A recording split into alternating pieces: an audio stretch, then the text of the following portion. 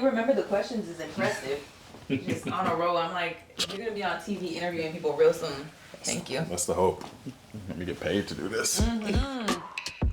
Honestly. It comes with Alrighty. All ready? Let's do it. All right, listeners, welcome back to the Banquet Hall podcast. As always, my name is Kyler. I am your host. If this is your first time listening to the podcast, make sure you follow at Banquet Hall Pod. I've been bringing y'all a lot of live podcasts in person. The Banquet Hall is basically like a mobile podcast studio at this point. So if y'all trying to get on a podcast, let me know in the comments. But today I'm lucky to be joined by another one of the homies.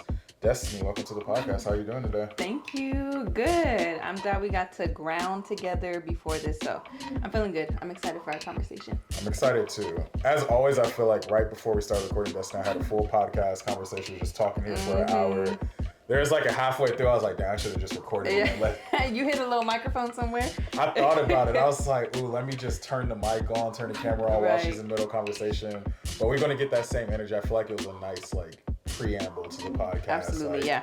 I also haven't seen you in a while, so it was nice to just like catch up without having the recording going. Right. When is it last time I saw you? It's been a couple years now. It has to have been. Did we ever run into each other working at UCSD? At least once. I'm pretty sure it was at least once. Maybe at an event or something. At least 2 years ago, if I were to guess. Well, it's good to see you. Yeah, you too. Yeah, it's just crazy. Just time just continues to pass by. And right. We have no control over it.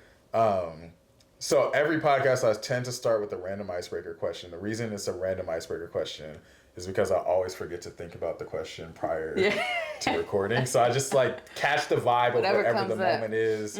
But I also notice that whenever I'm interviewing an artist, they tend to be the same like genre of question. So I'm trying to switch it up for you to give you like your own unique random icebreaker question. And it's still going to be related to art and color though. Okay. Because I'm always curious how artists describe colors. So I would like you to, like, with your words, paint for our listeners, what color is the sunset? What colors make up the sunset for you? Ooh. Like, what do you notice when you go see, like, the perfect sunset? Yeah. That's put you on the spot. Yeah, a little bit. Huh? I'm like, let me see. I think what I most like about the sunset is the contrast with what typically comes to mind of the blue sky. Like, that's how we know it's a sunset. There's something different happening, right? So I think of the yellows, the oranges, the pinks, very warm colors. I like warm colors. So I would say, like, describe the color? Yes. However you would describe a sunset, just naturally would, because I know it's not just yellow and pink and orange to me. Right. I think sunsets are like a visual representation of transition, which I think is beautiful. And I feel like life has always been in transition for me for some reason. So it's giving warm, it's giving change, faith in that change. Like, I know it's coming, but it's okay. It'll come back tomorrow. And I was just at the beach in San Diego maybe 2 weeks ago, and everybody went out to see the sunset, and everybody had their phones out. And what I think is funny is everybody wants to take a picture or video of the sunset, and it never captures it the way it looks in person. So at this point, it's like, put your phone down and just look at the sunset. But I thought it's a short period, and it was pretty interesting to see how everybody stopped what they were doing to appreciate that moment of transition, right? So it's captivating, it's warm, it's exciting, and it's transitional.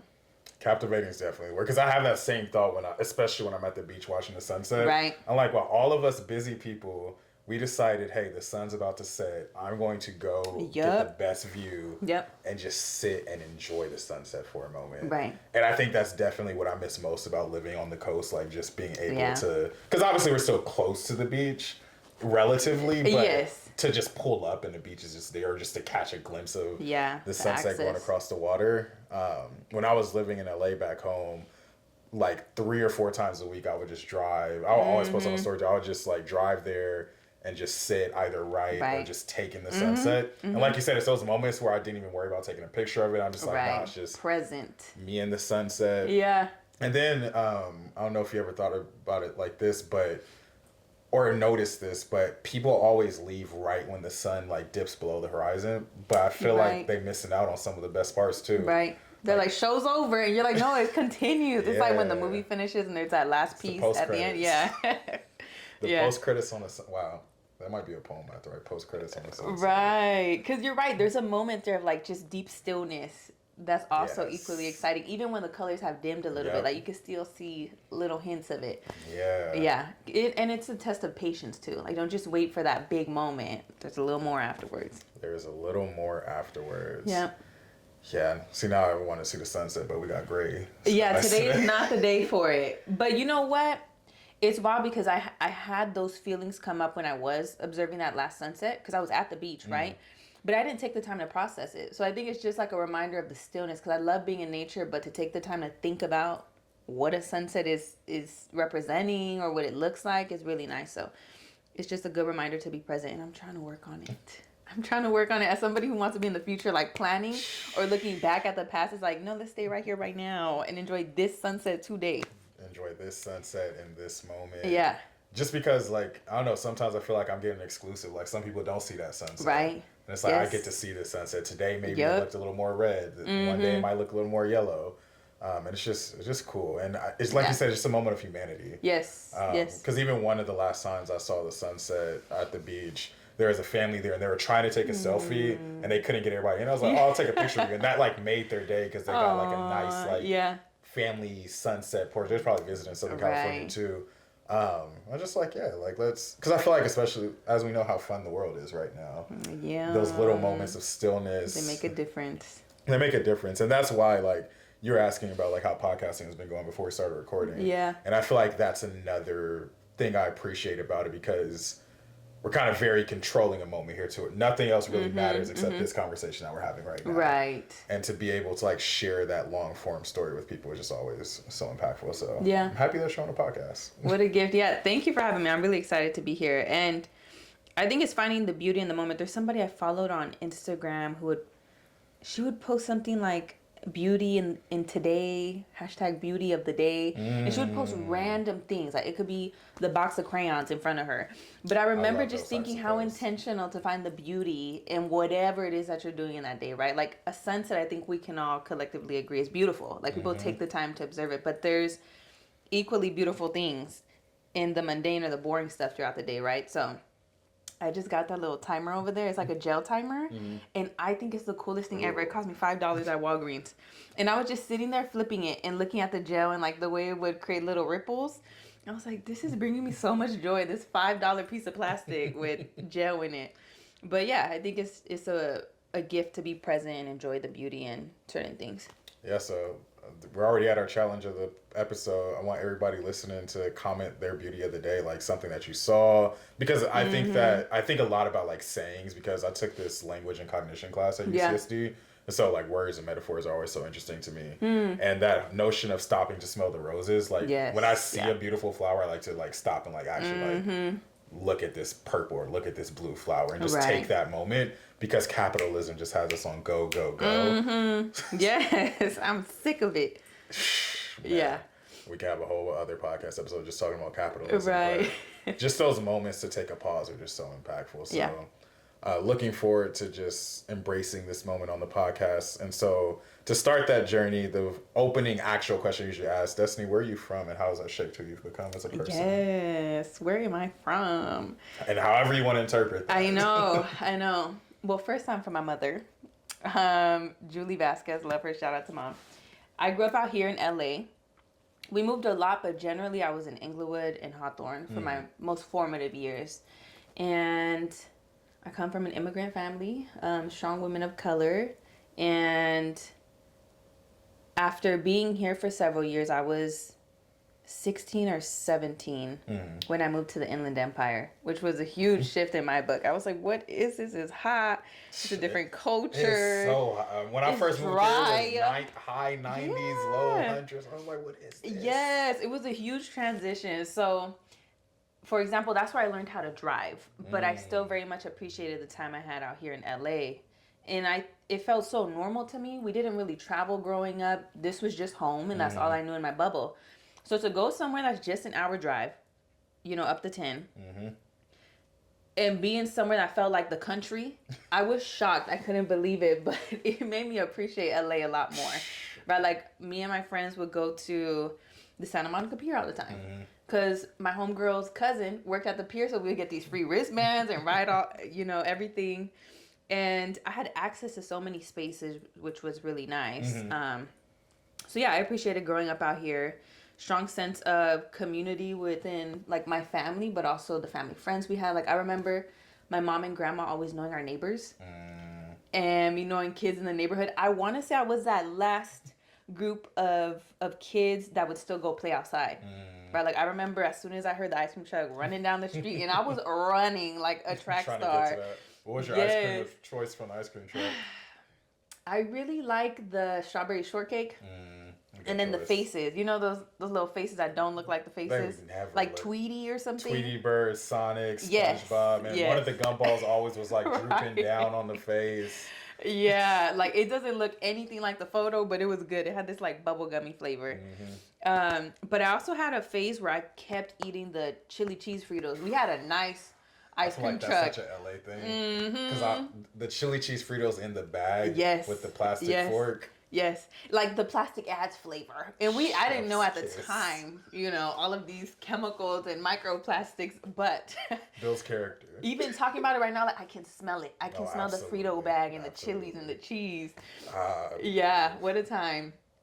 I loved it. I liked playing outside. Like, I think I was a little more on the tomboy side growing up, so I was trying to look under rocks and see what bugs were there, playing handball and hide and seek. So I enjoyed my outside time. My grandma typically took care of us while my mom worked, and I would always be with my cousins. So I think I had a fun childhood and didn't always realize the challenges we were facing, but I was protected by my elders who were taking those challenges and protecting us in our childhood at the end of the day.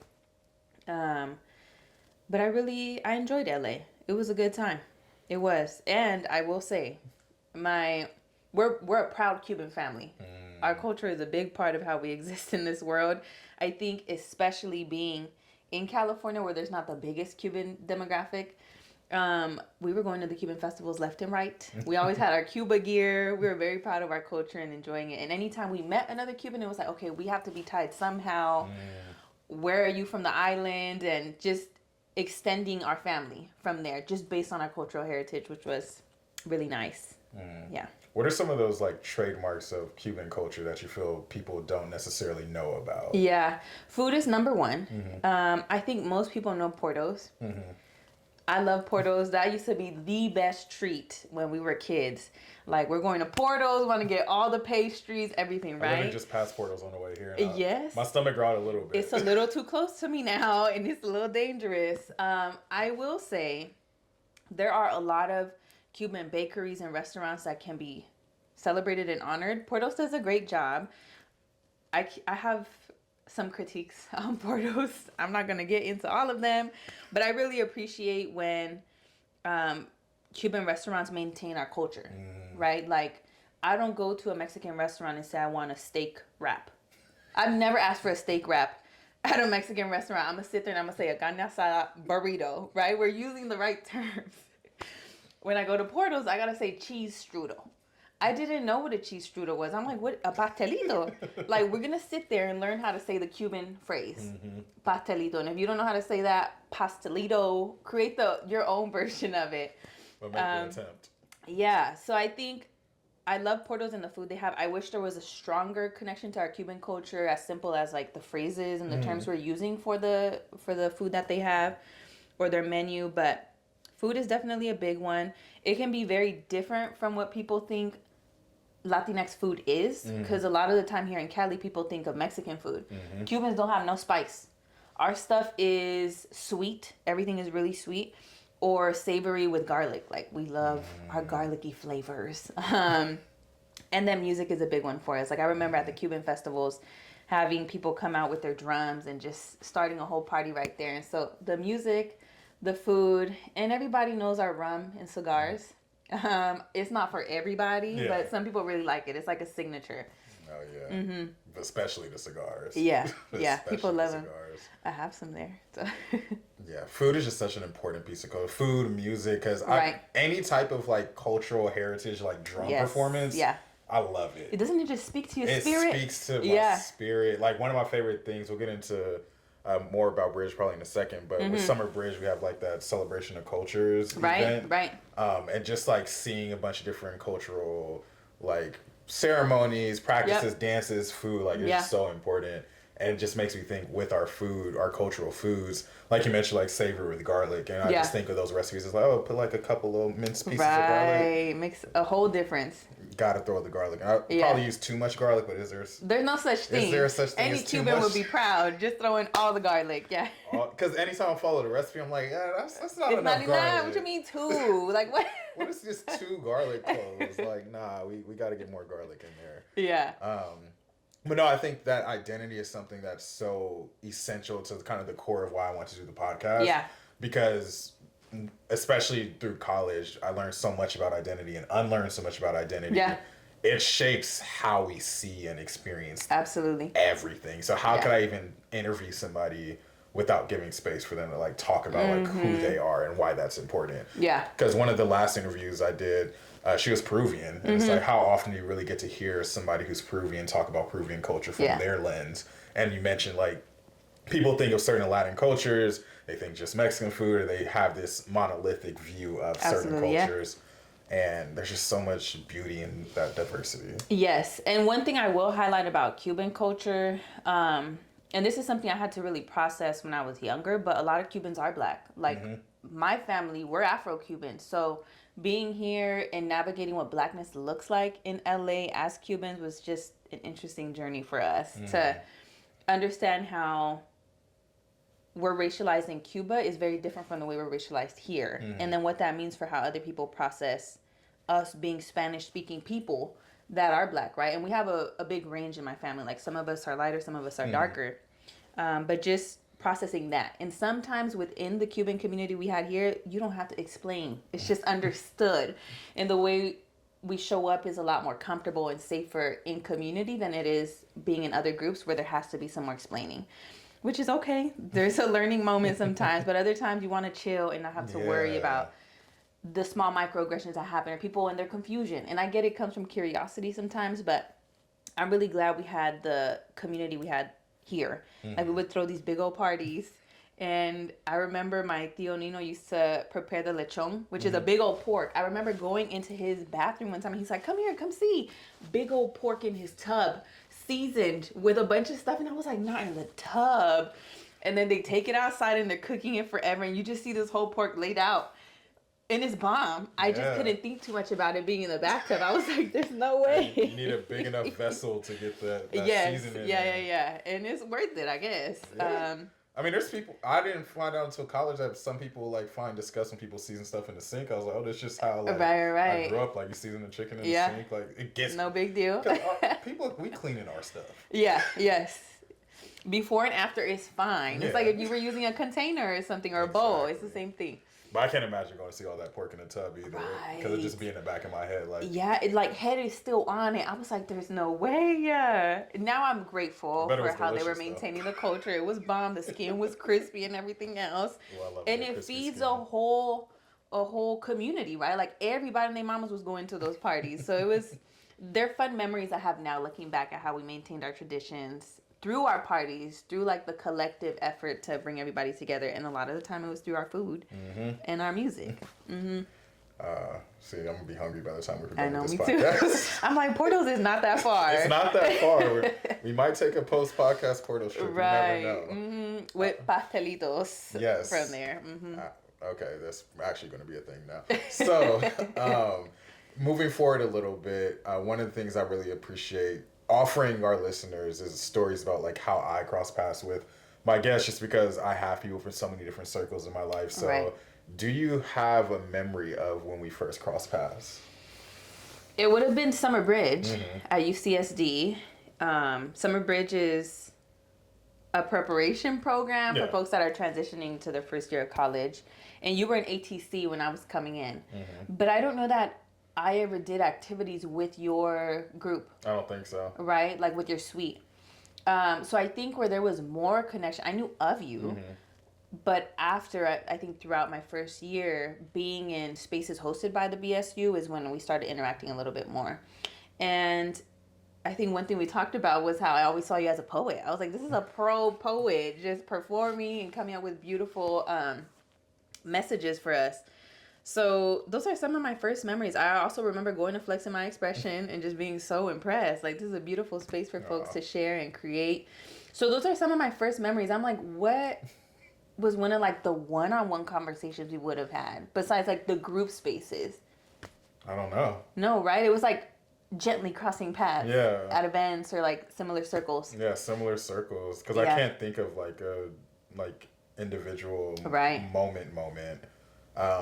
Which is what makes like podcasting fun and like being able to come here and catch up with you, because it's like we have these shared experiences, these shared spaces, these shared circles, but to have that individual connection and build that bridge. Right. I think it's always interesting too, talking to people who did bridge when I was a counselor, because at that point in your life, you were just like, you were a child to me. Yeah, a baby. What was I doing? Wow. Because that was 2015.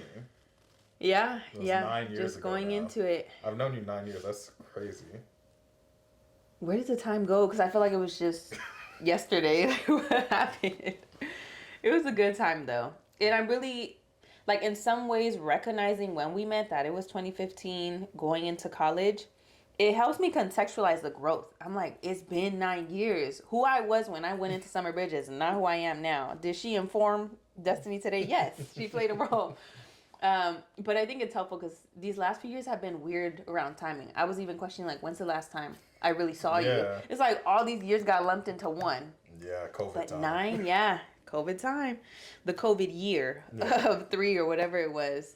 But 9 years. Wow, that's wild. Right. And it's like, it shouldn't be wild because I probably have this conversation on the podcast every time I'm with a guest.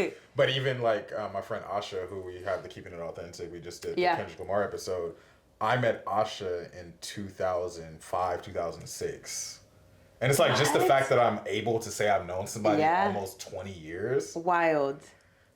20 years. What a gift to see the different versions of that person. Or for them to know the different versions of you too. Yeah. Like you met 10-year-old me just. Living your best life as a counselor. Yeah, that's crazy. But yeah, just another person crossing paths at UCSD, which I feel like by now I've had so many UCSD people on the pod. Even people who didn't go to UCSD, they get it. Because I've had people who did Bridge, who I was counselors with. It's just such a unique UCSD experience. For sure. I haven't asked this to somebody from UCSD on the pod in a while, but when I first started the podcast, I was very interested in like what people's academic journey was like at UCSD. Yeah. Can you share with our listeners what you studied and why? I went in with something completely different. I think I went in with econ, an econ major or business. And I took one econ class and I said, this is not it for me. This is not going to be, I had the book, like the textbook, and it was by the professor. And I'm just looking at these graphs and I'm like, I'm not that interested in our economy in this way. And now she challenges the economy as much as she can. Say that. Yeah. I ended up changing it to political science, I think. Maybe towards the end of my first year or the beginning of my second. I would have studied or majored in education studies, but I ended up minoring. They didn't have the major at that point. Right. But now I look back and I'm like, what was I doing? Don't we all though? Yeah, poli-sci was cool, but let me tell you, my favorite class at UCSD was a cognitive science class. Which one? Do you remember? It would have been like the entry level cog-sci class. One, probably, yeah. Yeah. Let me tell you though. Okay. That was during one of the wildest quarters I had in college. Like I had a really bad accident and was out of school for several weeks. And that's when I had enrolled in the cog-sci class. So I wasn't in some of those classes for 3 weeks. And in the quarter system, that's almost 30% of the quarter you're missing. It was my favorite class that I did not pass. Oh. And that's the wild part because till this day, I think about what I learned and random facts about that class and how the brain works and how this chemical is released for this other process. And it's not a class I passed. So one, I think it's important to recognize the grade does not reflect your passion or interest or success in a certain content area. But also, I think that should have been a good reality check for me you're loving this class. When I call my mom to just see how she's doing, I'm like, Mom, I learned this random topic in my cog sci class. I should have studied cognitive science. And that's why I studied cognitive science. Because I took I took human development one. Okay, yeah. And I just really enjoyed that class. And similar thing, I was like, yeah, like I learned this about so how we develop. Yeah. And then at the end of that class, they mentioned, like, oh, you might be interested in human development or cognitive science. So like, all right, let me see what cognitive science is about. Then I took that class, like, wow, this is so interesting. It's fascinating. I'm like, who doesn't want to learn about how we operate in our brains? So welcome to my world. This is how I see the world. I literally spent 4 years with similar classes like that. Like, had a class where we literally analyzed metaphors. And what that did for me as a writer to like understand like cognitively what a metaphor is, I feel like just unlocked a part of my brain. Yeah, what a gift. what a gift. I want like all the access. If you have books you recommend on cog sci, let me know, because it's a content area I wish I knew more about because it's so intriguing. Yeah, I'm happy to share, because like it's just so interesting. Because even if you're not, I think it's even more interesting when you don't have to go in depth and get tested on something. Yeah. But if you just like are without learning that for the love of the game, like, so I'll definitely recommend some books, because just I could sit here and talk forever about cog sci. It's dope. Did you have a minor? African American Studies. Okay. Yeah. Yeah, cog sci major, African American Studies minor. They were convincing me for years to get that African American Studies minor. I was like, all right, fine, I'll do it. You're like, dang, here. But I love those classes. But no, I think that when I was first doing this podcast and a lot of the guests were from UCSD, I think the audience member I had in my mind was like some of those people I grew up with who maybe they didn't go to college, and just being able to share dialogue about what are the things that we're studying, how are we talking about them? Because I think it's just as important for people to talk about, oh, like I had this major and loved it, as like, I took that first econ class and I was like, it's not it, but. No. You know, I'm first gen. And college was a whole new concept. I guess I did it because I was supposed to. Yep. And that's something I really had to reflect on as I got older and more mature. Like, am I doing this because I'm supposed to or because I want to? And just being real about it. So I went into it, sure, econ sounds right. I could run business someday, I don't know. And then actually experiencing it and realizing this is not it and trying something else. And almost this fear of, well, you can't change it again. You can't be wrong twice. So I stayed in it. At that point, I had already done several classes, so it was going to be challenging to finish in the time frame that I wanted. But I think people should spend more time thinking about their major. At least that's the feedback I would give myself back in the day. And I've talked to a couple of people that are like, yeah, I majored in this thing, but I'm not using it. So I'm like, okay, if I'm paying all this money to take these classes, I might as well just research or learn about something I actually enjoy and forget about what I'm going to do with it later. Yeah. Because you could do anything at this point. Exactly. Yes. It was a reality check for me. Hey, but it brought you here today. Yes. We survived UCSD. Yeah. We made it to the other side. We did it. And now I want to kind of get into who you are outside of all of that. So, a little backstory for the listeners. The reason, well, not the reason, but what sparked me reaching out to you even be on the podcast is because somebody mentioned your name because you were painting a mural for them. And I was like, oh, Destiny needs to be on a podcast. Yeah. Like, that's just where my brain is. I'm just like, ooh, I need that story. Yeah. I need to hear, like, how you describe being you. Because that's just, and I think a lot of it goes back to the cognitive science, like, how people are talking about who they are, the things that they experience. Absolutely. Like, just get something sparked in my brain. So, kind of to start us with a more open-ended way and to not let me define who you are, how do you define yourself as an artist? That's a big question. A big question. As an artist, I just be doing me, to be honest. And that's such an artist answer. Yeah. It can shift over time. As an artist, so I've always enjoyed drawing and painting. I enjoy art in general. And I remember when I was younger, my abuela gifted me this set with paper and colored pencils and little sketch recommendations. And I was maybe 7, oldest 10 at that time, and I got really excited. I was like, wait, I'm actually pretty good at this and I'm enjoying it.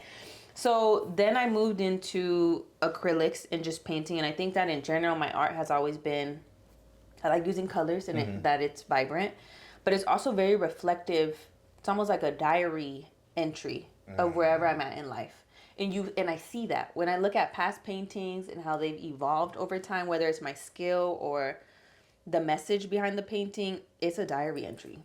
I can like vividly remember what I was going through at that moment. And most of the time it's going to intersect with my own experiences, right? So my art does reflect my culture. Mm-hmm. It does reflect multiple generations at a time because I come from a household of multiple generations. It reflects black and brown women and what I was seeing around me at any point. And it's also very queer. That's a lot of the processing I've done through my art. I've done a lot of research on indigenous art, specifically considering where I come from in the Caribbean, researching the Taino and Arawak, Nigerian art from like our Western ancestry. And that's helped me just think about what was art before somebody came and said, this is art. Right? Like the art curators, thank you, you're doing a great job. And who's still not a part of that conversation. And so in some ways I look back and do research. That's how I came up with my artist name, Ifike. And it really is through understanding my own lineage and my ancestry to find power and understanding and a lot of confidence in that.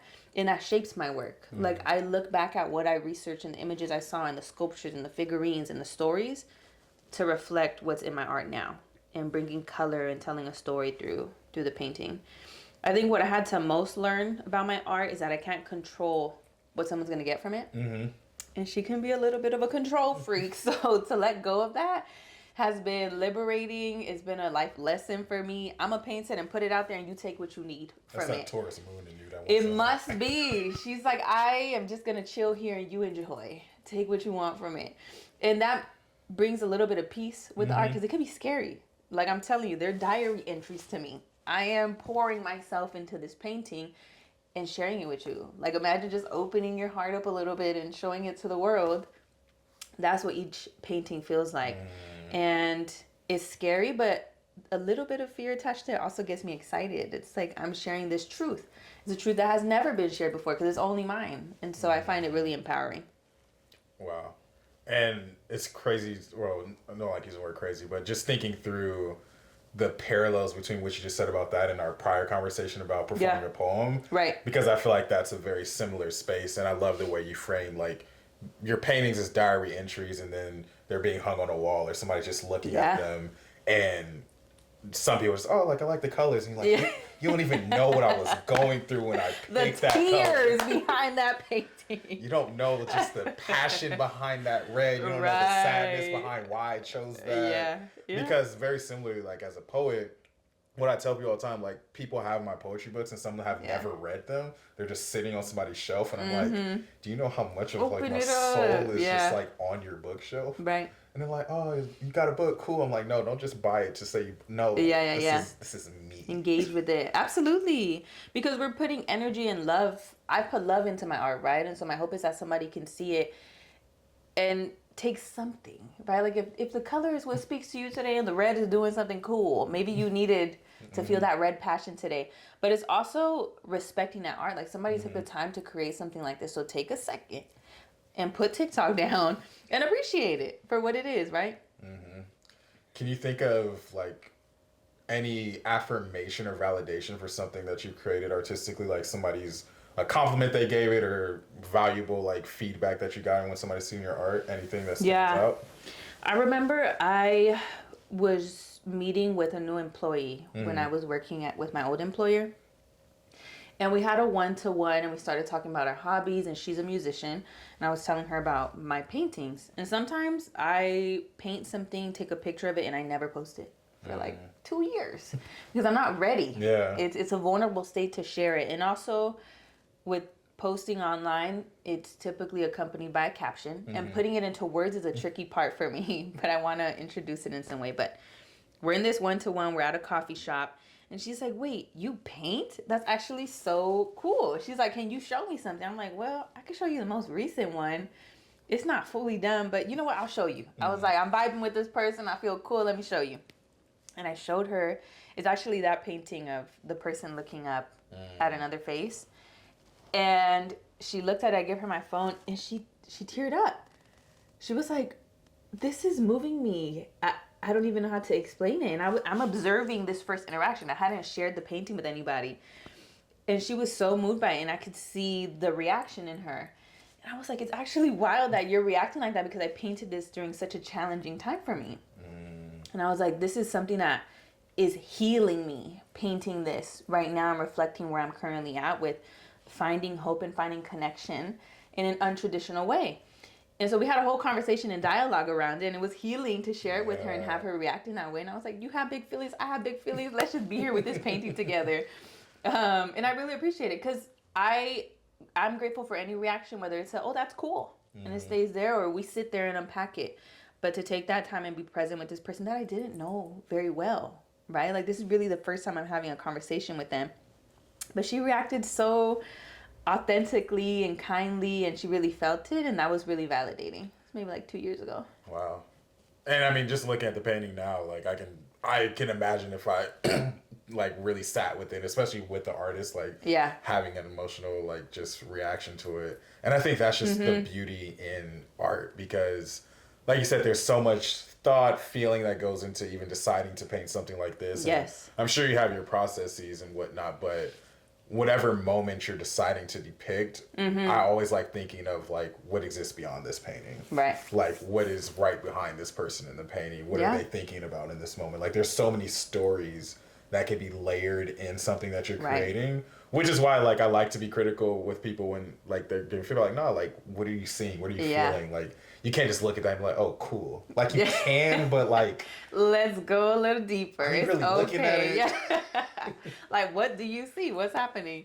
Yeah. But I recognize it can be challenging. Yeah. I've been to some museums out here, and sometimes I see the painting and I'm like, what in the world are they saying? Like, why did they paint this can in the middle of a street, right? Like, just making something up. And it's really hard sometimes. And that's where I think the audience comes into play, because I'm not making art for everybody. If it touches your spirit, it touches your spirit. If it doesn't, it wasn't for you. And it's also just releasing some of that pressure to need the validation from people too. Like, I was really moved by her reaction with the story I just shared, but also detaching myself. Like, if you see it and that's it, and you just look at it and there's no reaction, that's fine too. I guess it wasn't for you. And it doesn't have to be for everybody. Yeah. But you are a very talented artist. Like, just thank you. Like, I knew that, and I've seen a lot of them on like Instagram, but to actually be like in your space and seeing some of the paintings, I'm like, damn. Because one of my, I don't know if you consider a bucket list, goal, value, whatever you want to call it, but I want my home to have like art from people I know. Nice. So that like when people come, oh, like, who painted that? I'm like, oh, Destiny painted that. Yeah. Pascal painted that. So and so painted that. Just because it adds that layer to it. Right. Because like, obviously you can find beautiful art anywhere, but I think there's something special about like commissioning a piece from somebody that you know. Yeah. Which is a good unintentional segue, but it is a good segue to talk about murals specifically. Because as I mentioned, you were doing a mural for a mutual friend of ours, and when I heard that, I was like, like, I don't know if I know people that do murals. Yeah. And so to get into that conversation, I guess first, what makes murals different than like your typical like painting? Yes. It's different from my typical painting as far as the protection piece. Okay, and I'll elaborate. Like, when I paint on a canvas, I can keep it in my space. I know exactly who it's going to. If I give you a painting, I know Kyler's going to take care of it. When I'm creating a mural, most of the time it's public, unless I do like a home mural. But it's also relying on that person, like, you're going to take care of it. And if I'm painting something on a building somewhere, like I remember doing a mural in San Diego and wondering, I did it a couple years ago and I was like, is this still up?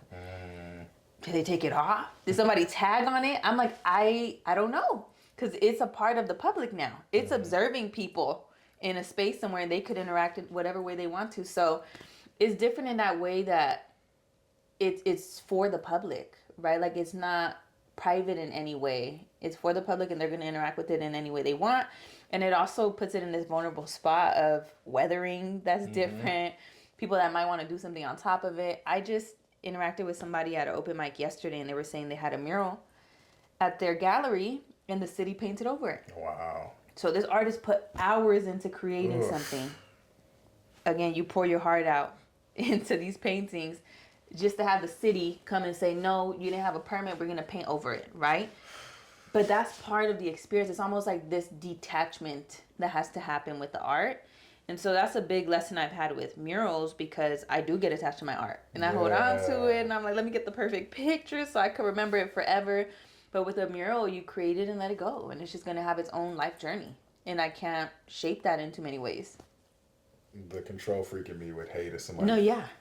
paint over, like, Right. because just the level of detail that goes into a mural and the planning of it. Because I love seeing like videos on like TikTok or IG where you see like they're sketching it out, they're seeing where different things are going to be placed, and I think that just goes back to why I like sharing and telling stories in this way, because we see all the, especially in a city like LA. Yeah. There's 50 billion Kobe murals around LA, Dodger murals, murals of these different icons, and it's like, yeah, somebody sat here and like planned out where they want the head at, where they want these colors at, the layers, what goes first, what goes second, what goes third.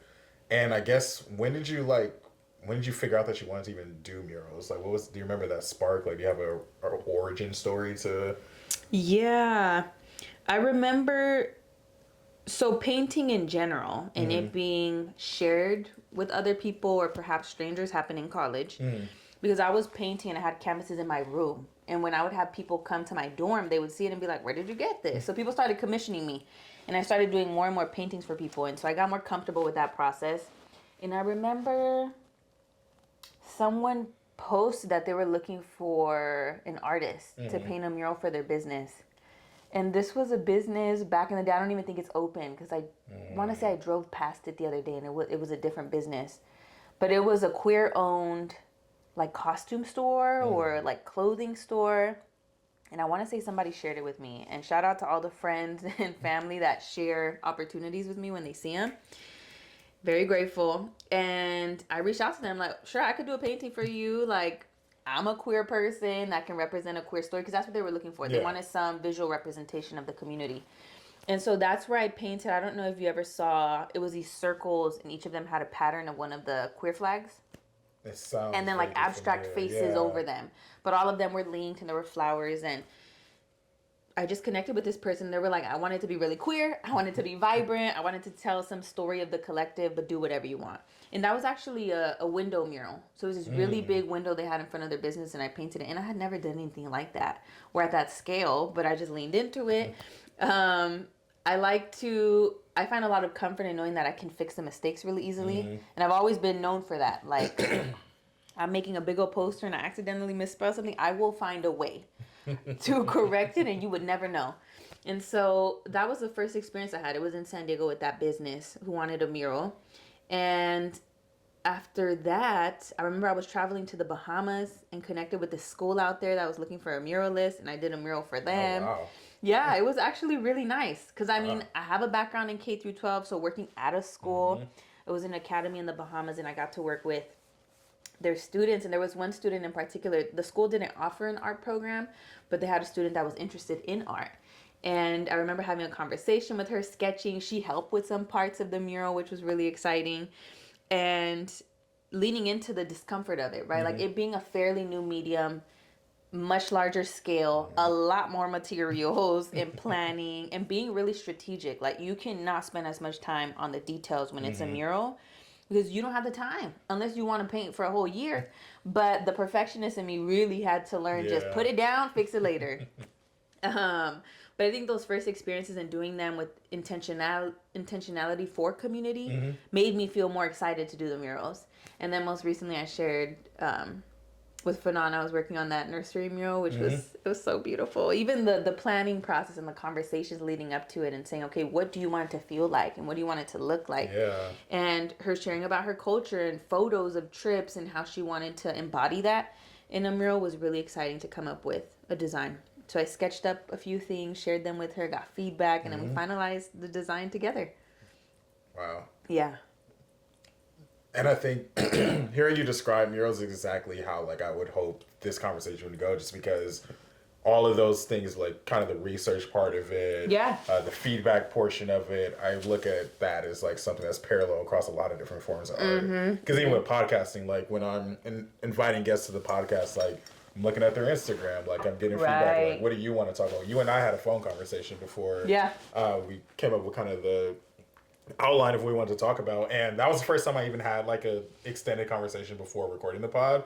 But it was just helpful because I was like, oh yeah, like I'm getting this.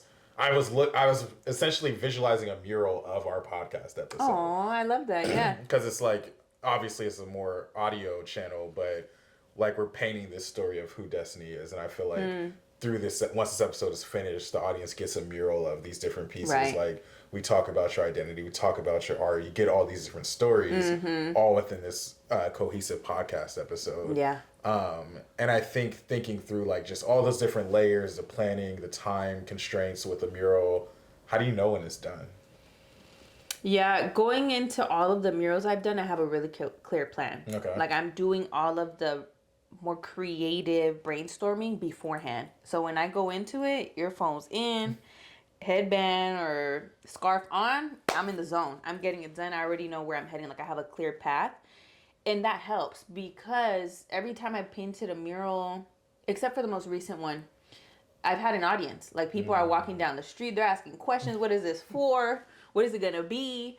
And so when I have those little distractions, it helps to have a clear outline of what I'm doing and exactly how it's going to be. Especially, I'm usually working with somebody. And so I want them to be happy with it, right? Like, I wanted to represent their community or whatever their intention was behind it really well. And so I always have a digital mock-up. Like, I draw it on my iPad. I know the colors we're using. If I need any type of flexibility with certain things, it's named in advance. This is where I might need to tweak it. I'm letting you know in advance so that there's no surprises. Yeah. And that helps with the process. It really does, getting clear on everything.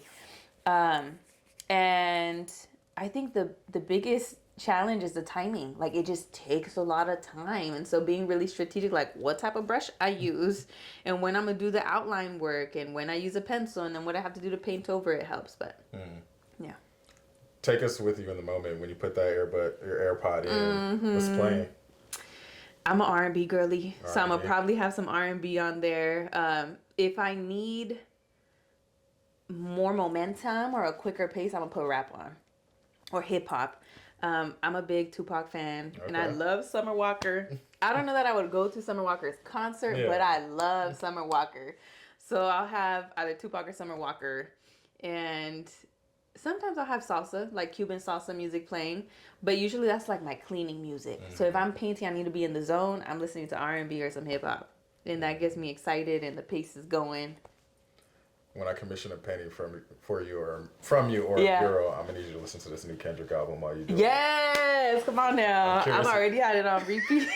I'm just curious what that, like, just listen to that would do to the final product. Because I know when I'm writing, I write to a lot of Kendrick. Yeah. And it's just like you get in that zone. And, yes. Such beautiful art. I can kind of tell based on how it affects my driving. Like, when I'm driving and whatever music I have on, I feel like it changes how I drive. I'm just being completely honest. So it has some effect on my energy and my mood. Yeah. So it kind of speaks to how it would affect my mood in painting, like the creative flow of things. And I do prefer having earphones versus a speaker because it creates like this little bubble. I'm just in a private bubble creating whatever it is that I want. But Kendrick, definitely. That new album.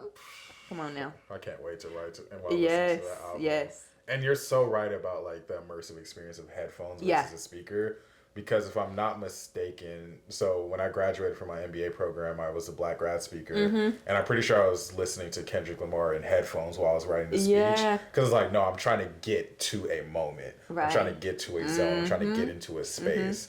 And like, sometimes I feel like I'm thinking too deeply into it, but it is a lot of that cognitive science and understanding like, all right, if I'm listening to this music, if I have this incense going, if I have this colored light, like we talked about smart lights earlier. Like, when the blue light's on in my apartment, magic's happening. Like, I am working when the blue light is on. That's funny. Yours is blue. Mine is orange. Orange is just going to get me in this, like, creative flow. But when I'm painting, I need a lot of bright light. So if I'm, like, outlining, brainstorming, it says orange, glowy light. But I feel you. Because you need all of those things. Our senses are affected, right? And it's impacting the creativity. So I get you.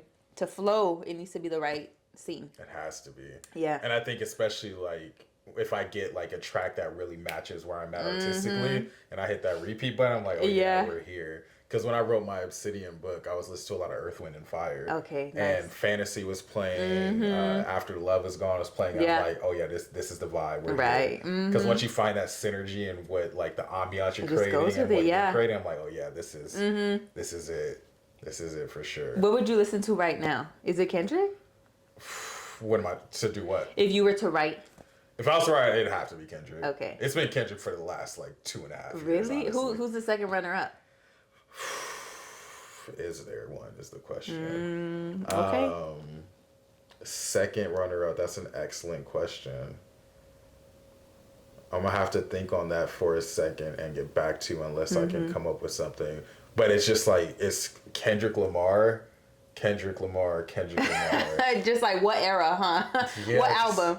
Just whatever zone I'm in. Because I think there's just something therapeutic about Kendrick Lamar's music to me. Like, obviously being a black male, being from LA. Yeah. But also like how he talks about his narrative, like being a good student, good kid, Mad City. Yeah. Being exposed to these different things. Like there's just so many songs where I'm like, oh, I feel like you're my cousin. I feel like I'm in the living room with you. I feel like I'm in the studio with you. Others that come to mind, J. Cole's definitely up there. Bob Marley for sure. Yeah, nice. Earth, Wind and Fire. Some Jay-Z. Okay. But lately I've been letting like the Smart Shuffle on Spotify help dictate some of that too. It works really well. It works I really don't know well. who came up with the algorithm behind it, but it works really well. It definitely works. So yeah, it just really depends on what I'm feeling. Some days it might be Beyonce. I might need to hear a little brown skinned girl or America Has a Problem or something. But I'm open to it. I also love when people like recommend stuff to listen, just so I can see like, okay, what does this song do for you, and how can I like match that for me? But yeah, literally the last few books I've written, like Kendrick Lamar has kind of been that like theme in it. I don't know what type of energy I'm in, but K Dot's out there, so it's been K Dot. Yeah, he has such an authenticity, and even when it's a song that is more energized, like it makes me want to go party with my people, there's so much love in it. I feel like his music has such love that drives me. Like, forget about what it sounds like in the moment. Like, the intention and the feeling behind it, I think is consistent. Exactly. And that's what makes me feel really happy to listen to him. It's just such a beautiful craft. Such a beautiful craft. Before we transition out of Artist Corner, I'm curious, I don't want you to pick your favorite kid out of them, but do you have a painting that is extra significant for what you've done? Yeah. Oh, that's a tough one. That's what I said. It doesn't have to be the one. Yeah. The A1, or a few that you want to discuss. I'm also eat some of these blueberries so they don't look like props. They're real blueberries. I'll just point out that one. It's a cake. It has a 65 on it. And some balloons in the background. It essentially is a painting of a table with birthday props, and the Coca-Colas and a knife. That's actually a photo, so it's more of a still life of my grandma's last birthday. And there's just so much to unpack in it. One, she was not playing about the table setup for birthdays. She's like, we need to have the glass Cokes. They need to be organized in this way. And that just comes from her own upbringing, right? Something so simple that has a cultural and familial piece, I think is really beautiful to capture and maintain and honor that story. But this one is called Who's Gonna Cut the Cake? And the knife is a very small part of it. Like, it's almost hidden behind the Coke bottles. I see that.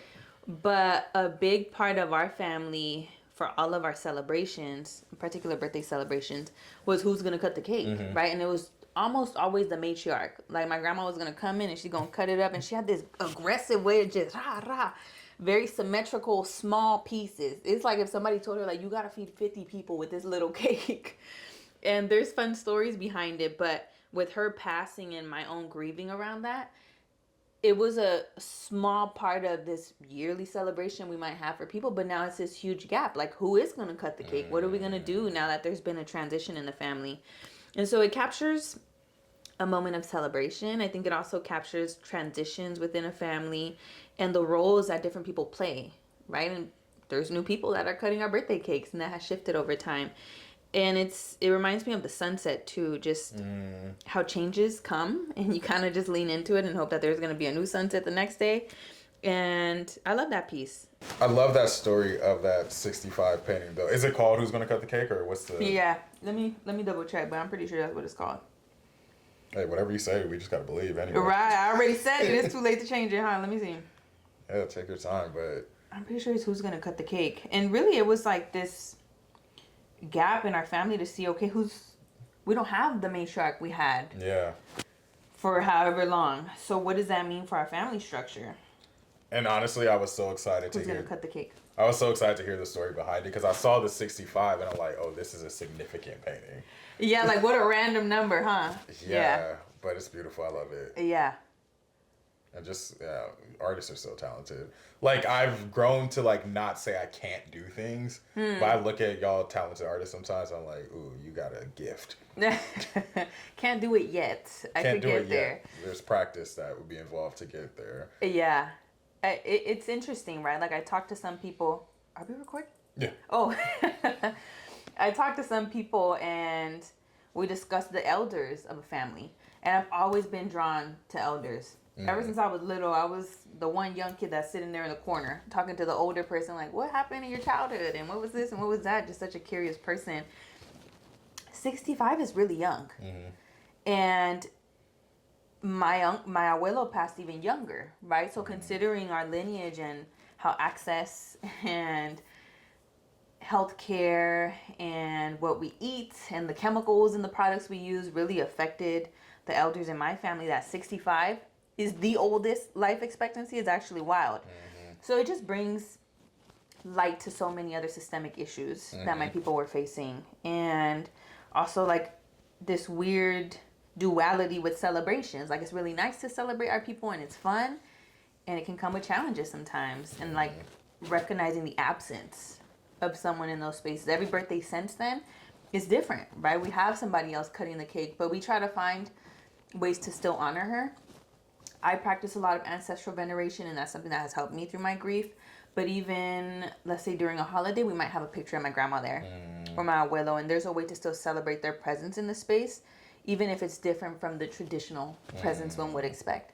So I like to represent my ancestors and my elders in my art, through my altar, in the way that I talk about them and say their name and share the stories, because to me that's healing, and it's also a way to honor them. Yeah, I think that's so beautiful, and it reminds me of the first time I learned about like Dia de los Muertos. Yeah. And just like how it just goes back to culture being so beautiful. Absolutely. Because the thought of like just honoring your ancestors, honoring your elders in that way, and bringing them into spaces, having them still play a active part in the family dynamic, I think is just so beautiful. Yeah. Which is why Coco almost got me crying when I first saw it. Almost. I was bawling. I couldn't hold him back. Coco's such a beautiful movie. But it speaks to reclaiming that pain in some way. Sometimes it's really hard to lose somebody, so it almost becomes this taboo. I can't say their name. I can't talk about them without crying. And part of that is just holding so tightly onto the pain. It's like, what if we just let it flow? And maybe I bring up somebody I really miss and I do cry, and it's okay. Yeah. It's not the end of the world. We're going to continue. So I think it's just beautiful to have it represented in a movie like Coco. Coco's the last movie we watched with my abuela. Yeah, so it was even more significant. And the value of honoring our people. I have elders I never met. Great-great-grandparents whose name I know, who I have a photo of, who I can still connect with and honor in whatever way I can, even if I don't have direct stories.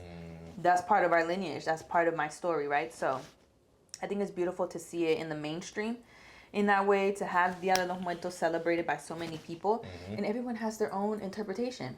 People are creating their own types of altars and their new traditions within their family that are healing and celebrations. Oh, I love that so much.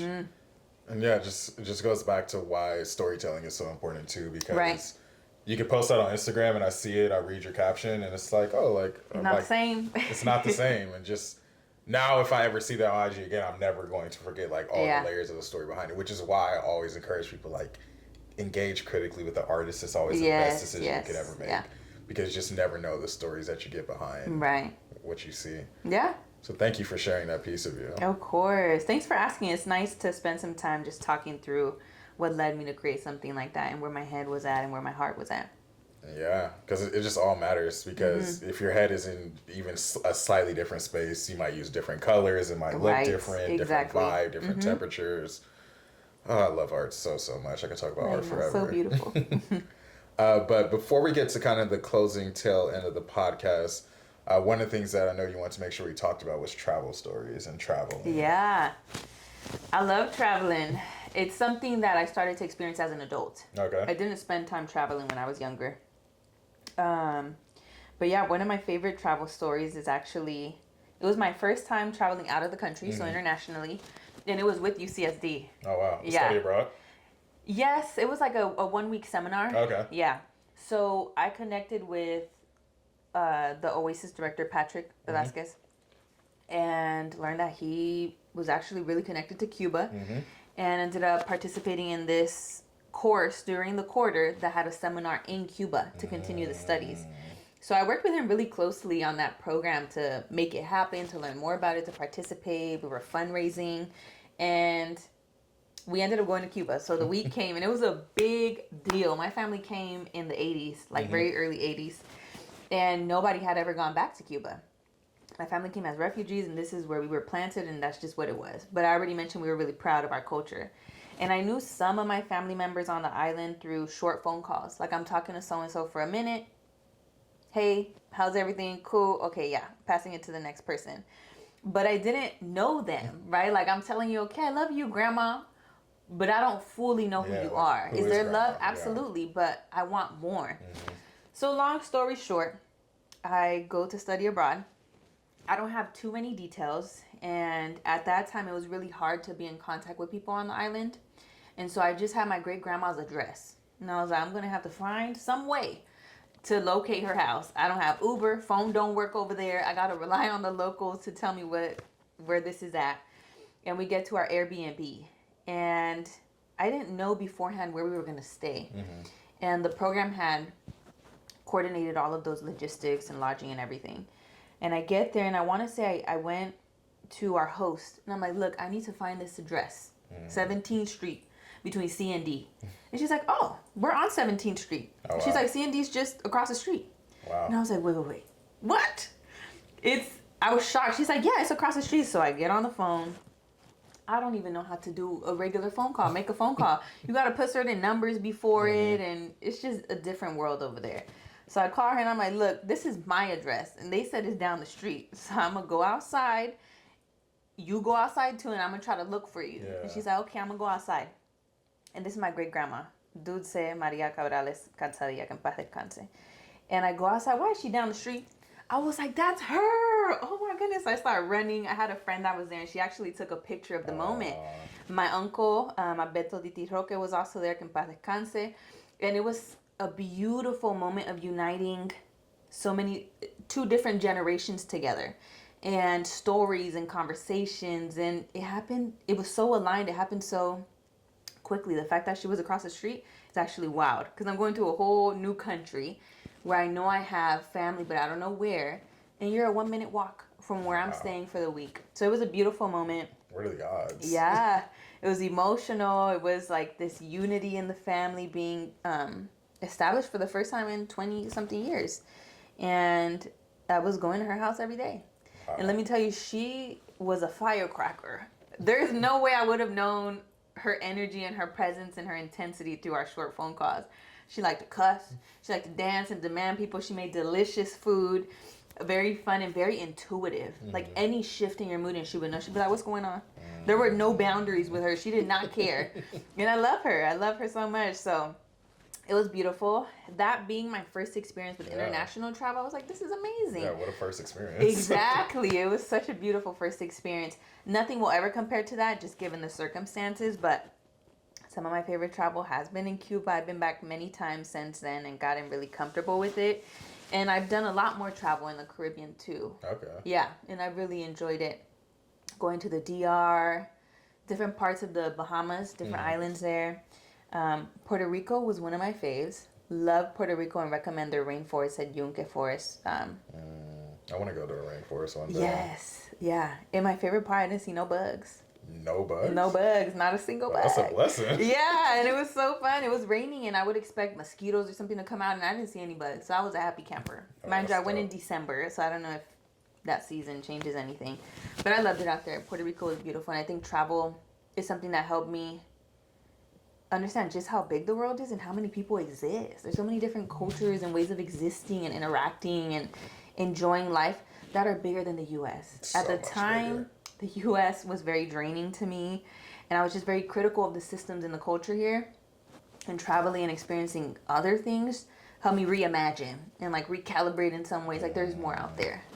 I love that. Two questions about travel. One, where's somewhere that's on your bucket list that you haven't gone? Brazil. Brazil's on there. I'm trying to go. I'm ready. I was actually going to study abroad in Brazil, and it didn't end up happening. So I've always wanted to go. I love it. I'm fascinated by Brazilian culture. It's a huge country, but it also has the second largest Black population in the world. So I'm so drawn to the Black diaspora there. I want to just learn everything. Plus, I've heard it's a very warm, friendly, fun culture. So I'm like, let me go experience what Brazil is all about.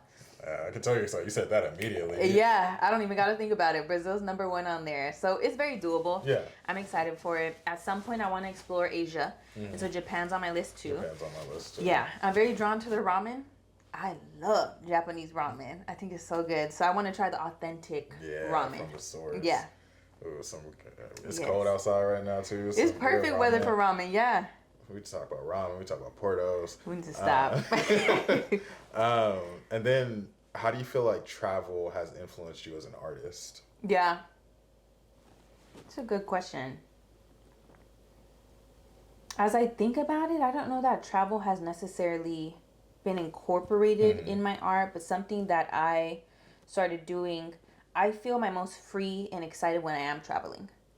And I think I remove this pressure and this hat I put on when I'm here to function, that when I travel, I feel a lot more explorative and curious in a way I don't always feel here in the US.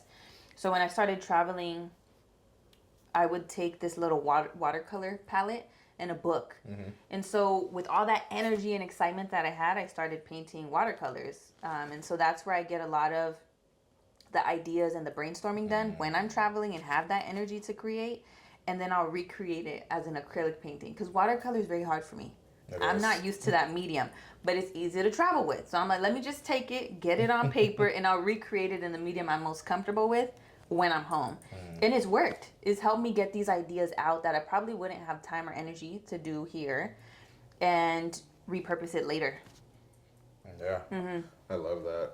I'm still like getting familiar with how the different like mediums with art and watercolors, acrylics, like I asked somebody, oh, you want to paint? Like, oh, what kind of paint should we get? Should we get acrylics? I'm like, I don't know, just get red, do blue, acrylic. green, I don't know. You're like, don't ask me about the materials and all that. I'm telling you basic colors. I let the experts do what the experts gotta do. Me, whatever paint's in front of me, I'm using that. Oh, right. Okay. He makes it work. Resourceful man. Hey, try my best out here. Like, I'm just there. I recognize the areas where I'm like, hey, I'm not that tapped into art and color theory to really have an informed opinion. So if I'm ever painting with the artist, like, hey, whatever you think I should do, get the colors. I'll paint my little stick figure on there. Right. I love the awareness. I'm here for it. But Destiny, I think our conversation has been very engaging, very fun. Want to transition us to kind of like, I say rapid fire round, but it doesn't have to be that fast of a round. But I'm like, how fast? Oh my goodness. Nah, no pressure. Rapid fire isn't just like, I'm gonna ask you a series of questions. Okay. Whatever comes to mind. Doesn't have to be super long. Doesn't have to be super short. Just if you feel it, express it. So first question, where do we want to go? Let's go with your Zen spot. So where's a place that brings you a lot of Zen? Either a physical space, or what are like a set of circumstances that bring you to your Zen mode? My Zen place is my altar. Yeah, like sitting in front of my altar and spending time there praying and being still. I find that it also helps me check in with myself. If I'm having trouble sitting there at my altar, I know something's going on. There's something that's making it hard to be present, and so it helps me reflect on that. But my altar is just a big part of my daily routine and grounding and nurturing something. Like, I love nurturing things. So I have a lot of plants all over the place, and my altar is one of those spaces that I nurture and I'm nurtured by. So I love it. It's definitely my Zen place. It's a great Zen space, and just that we've talked about stillness a lot, and like being present in moments, and just having that dedicated space where you can be in a moment of Zen. Also just be present with whoever or whatever you need to be present with in the moment. I think that's beautiful. What about Destiny's legacy? Like, when it's all said and done, what footprint do you hope to leave on just whatever, the world, society, people around you? Yeah. What do you hope people say about you? It's funny you asked that question, because you know what comes to mind? Mike Tyson. Did you see that interview with Jazzy? Oh, yeah, I did. Legacy. I don't know what he said. Like, there is no legacy or something. My legacy, I actually talked about legacies or life missions and purpose with a friend recently. They were telling me what their purpose was in the community that they're most motivated to support. And I'm honestly most drawn to support my lineage. Like, I think of my family and the healing that has happened and will continue to happen across generations. So part of my legacy through my family healing is to center love and healing. Like, healing is possible. And we just need to look at the ugliness sometimes to even begin to imagine cleaning it up a little bit.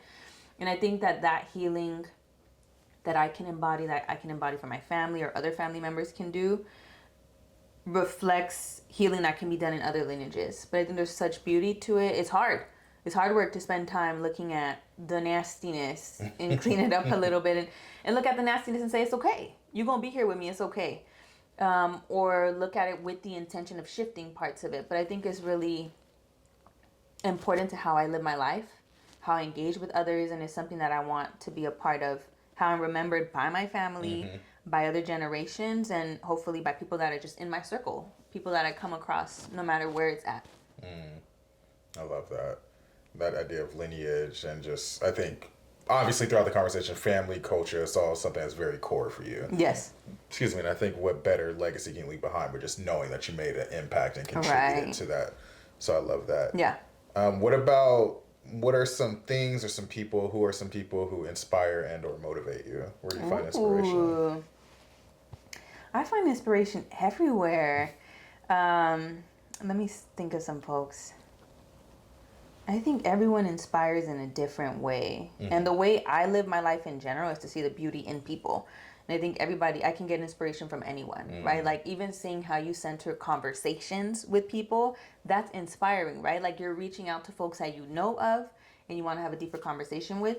I'm already thinking, who do I need to connect with that I haven't had a deep enough conversation with, that I know has such gems in their heart that I would be so gifted to share space with, right? So I think it's more of a core value of mine in how I navigate life, where I can be inspired by anybody. But I'll start with you. You're inspiring me. Thank you. My mom inspires me. We have conversations all the time. I feel such a safety with my mom that we bring up any topic. I know she has the purest intentions with me, and I can process real life stuff. And I thank God that I have somebody I'm safe and comfortable with to have that depth of relationship with. And we've looked at the difficult parts of our relationship to do some healing, and I'm really grateful to have it. And seeing how she nurtures. My mom is a fighter. She don't care if you try to get her spot at the grocery store, she will fight you. She inspires me. There's such a like truth. A threat to all the listeners. Make sure you avoid. Don't take my mom's parking space, okay? But I'm very inspired by my mom's passion, her loyalty, her creativity, and bravery. My mom's a brave person, and that inspires me for sure. I'd say there's friends, there's family that inspire me. And I'm pretty intentional about saying it's people that actually know versus, let's say, celebrities. Because I think when I can feel someone's heart in that way, it really inspires me in different ways. Yeah. I'll also shout out mentors and professors I've had that inspire me, and they push me. Like, I recently spoke with a mentor of mine when I was doing my teaching apprentice. She was in the class observing me and helping me in my journey to become a teacher. Miss Mani, shout out to you. And I recently spoke to her after several years. And she's like, where's your social justice work at? How are you moving forward? Holding you accountable. Yes, holding me accountable. She's like, what's going on with the Black community and this and that? And I'm like, Miss Mani will always keep it real.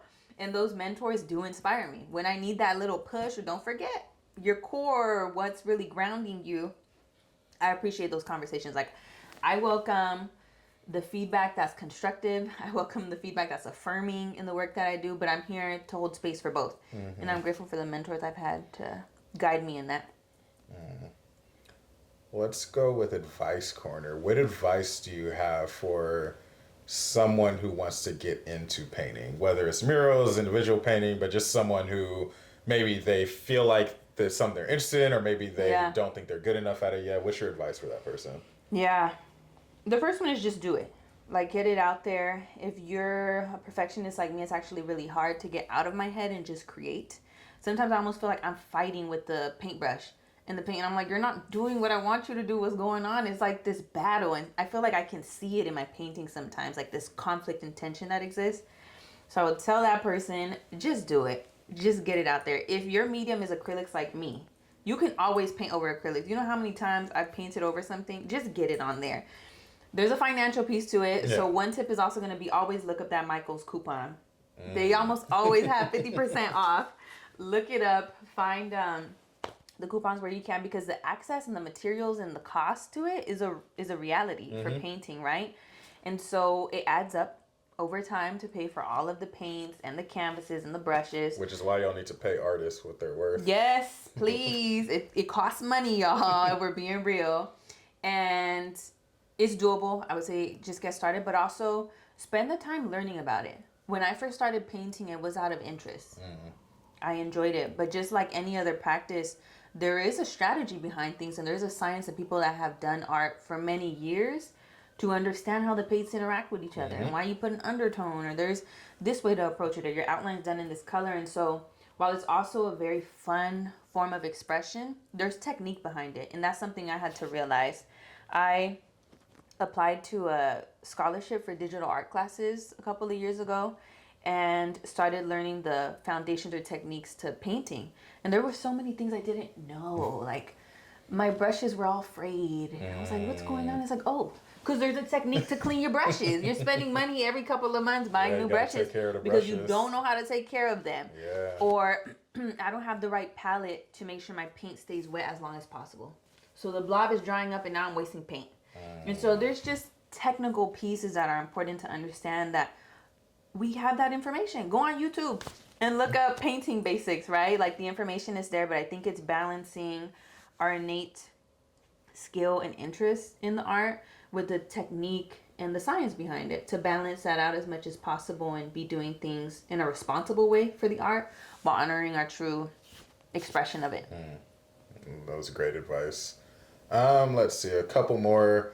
One, let's start with a very important one. Where can people find you and how can they support you? Yes.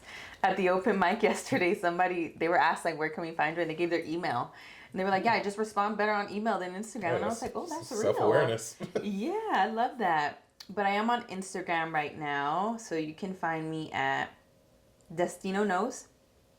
Destino. Destino is destiny in Spanish, and I just like how it sounds. Knows, because I know everything. Don't ever try to pull a fast one on me. There's that Leo. Yeah, it's coming out. And then my art is on my art account, Ifique Art. It's IFIQUE Art. And also via email. I'm going to throw it out there too, because email is a good place. So you can contact me at ifiqueart@gmail.com or reach1destiny@gmail.com. You can respond to either one of those. And I really am looking to connect with other creatives, to be honest. I moved to LA and I'm in this new space where I'm being exposed to so many other creatives and artists, and I think there's a beautiful art scene here. I'd love to connect with other folks and either have painting sessions together. I think there's a way to hold myself accountable to painting. Sometimes getting into the right headspace to paint can be a little challenging. So I think having a sense of community around it could be nice. And going to more events where I'm inspired by people and what they're creating is really exciting to me too. So I'd love to connect with other people, to learn about what you're doing, to join and support the events that you're hosting, the artistic spaces. I'm here for all of it, to collaborate, and for you to also observe what I'm creating. Yeah. Like, I'm proud of what I'm creating and happy to share it with other folks. Absolutely. And then second to last question of the podcast, takeaways. What are you taking away from this episode, and what do you hope listeners are taking away with them?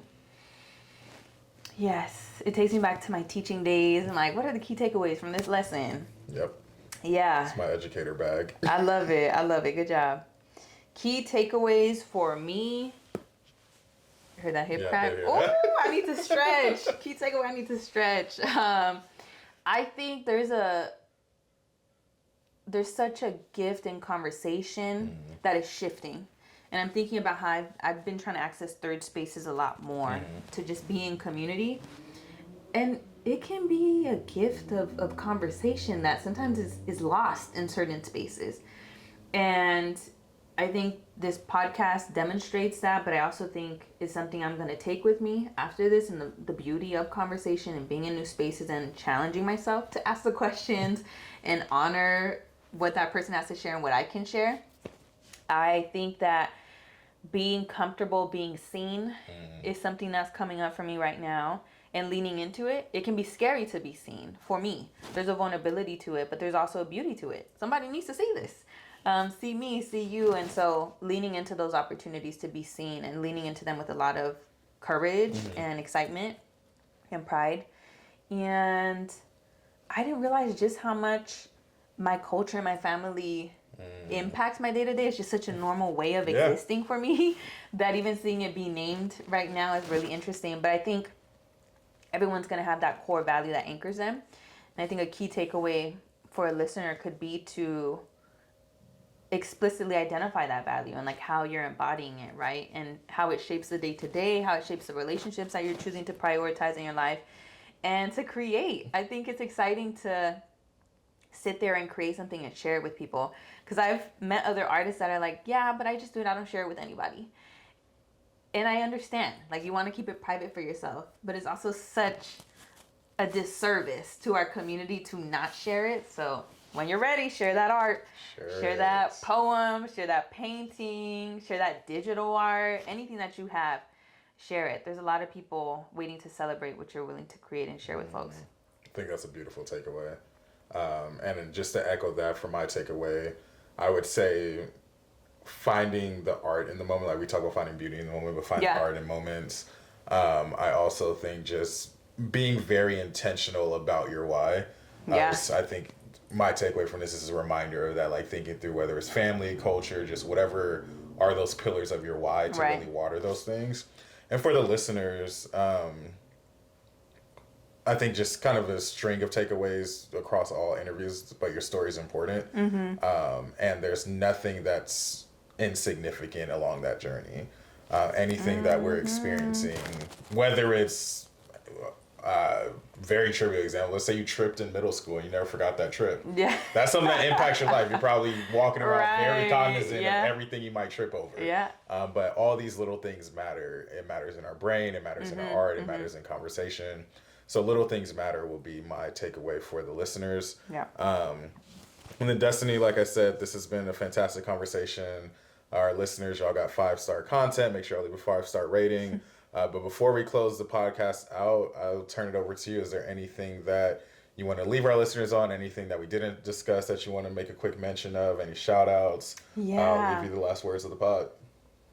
No pressure. Just a little bit of pressure. You know what? I'll highlight a book I recently read. I read The Homegoing by Ya Gyasi. I listened to the audiobook. I found that audiobooks are working for me in my lifestyle right now, and I really appreciated it. Each chapter covers a different family member in a lineage, which perhaps is why I'm thinking so much of lineage and generations and culture. But I recommend the book. There's some hard parts to read in that, but I also think it helped me reflect, if you're in the right headspace, around purpose and connection, and sometimes the things that seem so random, whether it's a thought that comes up, a dream that somebody's having, or a pattern that has happened with parents and their offspring. Sometimes there's a connection there. And I think the way someone's willing to study a team. I saw so many Dodger fans popping out and they knew all the stats and all the players. And I get it. I'm a Dodger fan. I get it. But we spend so much time learning about these topics sometimes. Random things, a sports team or a recipe. And I wonder what it would look like to spend that same amount of energy and time learning about yourself and learning about where you come from, the good, the not so good. And that was one of my takeaways from that reading, to be honest. So it could be with any book, it could be with any prompt, but I think spending time getting to know yourself is really such a gift and brings a lot of joy. It brings a lot of clarity sometimes confusion too. Short-lived, hopefully. But I would just highlight that. I would just highlight being intentional about getting to know yourself. I love that so much. And I know I said I was giving you the last words, but you inspired me to say more. But I think that's more of like that impetus of the podcast in terms of getting to know other people. But I also am finding that I'm learning a lot about myself through the people I've made connections with in my life. Yeah. Like I definitely am starting to accept I know a lot of people. A lot of people know me too. Yes. But thinking through like those people that like for example, you're a good case study for this because you and I have known each other for 9 years, but we haven't sat down and had like an extended conversation. But I always knew where your energy was at. Yeah. And I knew that. And vice versa. Yeah, I had no doubt that we could sit here and talk for 2 hours without any effort. Yeah. Just because the quality, the characteristics of the people I like to surround myself by, there's a certain aura, there's a certain energy, and there's certain values that what I appreciate about my friend group. There's things kind of similar to when we talk about culture, like things you don't have to explain. My friends, we all have to have a baseline of like, hey, I don't want to question any of your politics, your morals, to a certain baseline. I just need your energy to be where it's at. Yes. So before the camera dies on us for the second time, I just want to thank the listeners for tuning in to the Banquet Hall Podcast. Follow Banquet Hall Pod on all socials. Check out thefourthkyler.com and check out some of the older episodes of the podcast. Destiny, thank you for welcoming me into your space and sharing your story with our listeners. Yeah, thank you. We'll catch y'all next time. The best host ever. Thank you. Really appreciate our conversation. I'm happy the camera didn't die before you said that. Got the most important part in. We did it. We did it. Thank you.